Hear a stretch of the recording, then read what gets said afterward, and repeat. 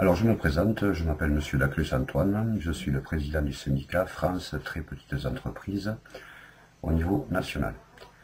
Je fais cette vidéo afin de vous informer par rapport à la non prise en charge des assurances, notamment sur les pertes d'exploitation et le Covid-19.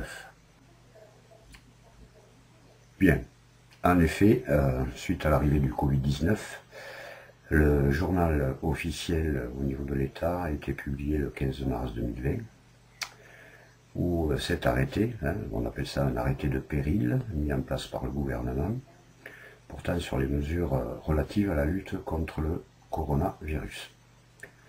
Concernant l'assurance perte d'exploitation, ceci ayant clairement l'objet de replacer l'assuré dans la situation patrimoniale qui aurait été la sienne si le sinistre, et j'insiste bien, le sinistre n'avait pas eu lieu.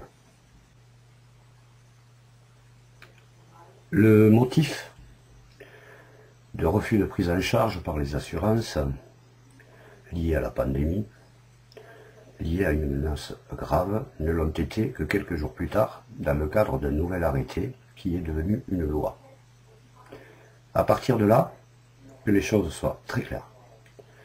Pour ce qui concerne les assurances, l'article L113 du Code des assurances est très clair. Il dispose que les pertes et dommages occasionnés par des cas fortuits, ce qui est bien le cas du Covid-19, ou causés par la faute de l'assuré, sont à la charge de l'assureur. Je pense que ce point-là est suffisamment clair. La décision du gouvernement engendrant de fait une interdiction de circuler, elle est opposable donc aux chefs d'entreprise et aux salariés pour les activités non essentielles. Ça, c'est un premier point majeur. Pour toutes les autres activités, notamment par exemple les assurances, normalement ils devraient continuer à travailler. Donc normalement ils ne devraient pas pouvoir bénéficier de chômage partiel pour leur personnel, puisque théoriquement ce genre de personnes sont susceptibles de travailler confinées et par, comme moi, vidéo interposée. Bien. Sur ce, il vous faut savoir clairement que, en cas de non prise en charge par les assurances, c'est le code de la défense qui s'applique. Comme l'a dit M. Macron très clairement, nous sommes en guerre. Dans le cadre de différentes réunions, le gouvernement, dans un comité de défense, présente différents suivis au niveau de cette affaire. À compter de là, l'assureur, s'il refuse votre sinistre, puisque vous êtes hors contrat, c'est un cas de rupture conventionnelle, soyons clairs, avec votre assureur, vous n'êtes plus tenu de le payer puisqu'il ne respecte pas lui-même ses obligations légales. À compter de là, il doit en informer l'autorité compétente, donc l'État, qui a obtenu, par une négociation avec les assureurs, un fonds de solidarité qui est opposable à l'État. En effet, c'est l'État qui paye. Le fonds de solidarité, aujourd'hui, n'est pas applicable au motif que, aussi, les assureurs ne travaillent pas. Bien. Quelles sont donc les excuses données par les assureurs? Les conséquences économiques d'une épidémie, de par son étendue, sont de fait inassurables.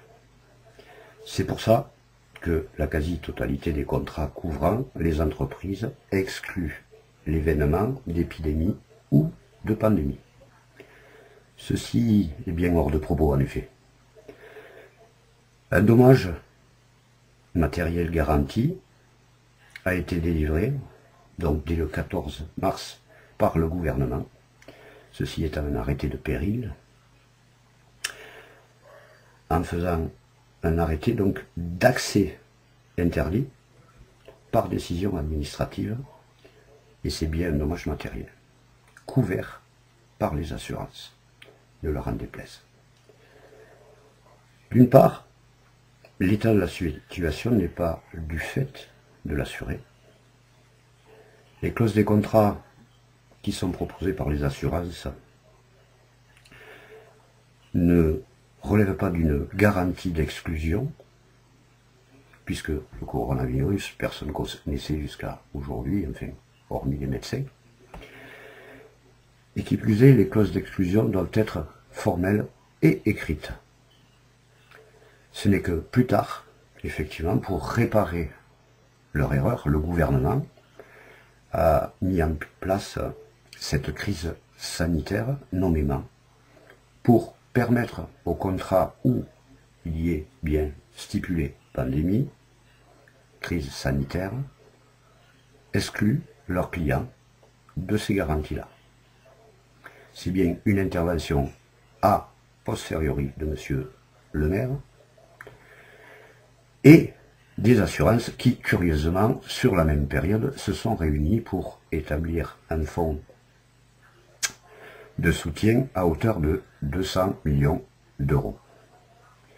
La ficelle est très grossière et très dommageable pour les très petites entreprises. Aujourd'hui, nous devons faire face.